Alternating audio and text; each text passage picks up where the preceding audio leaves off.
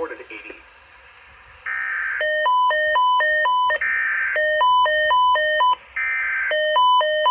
Following message is transmitted at the request of the Tennessee Bureau of Investigation.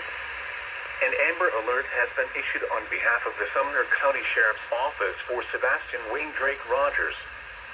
Sebastian is a 15-year-old white male, 5 feet 5 inches tall, 120 pounds, with brown hair and brown eyes.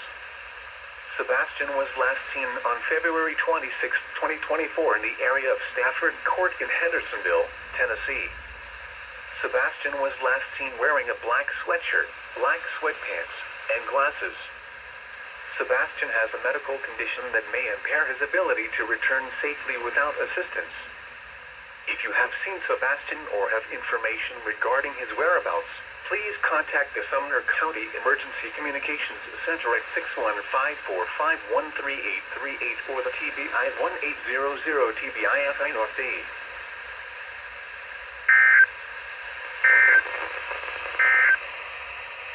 The current time is 3.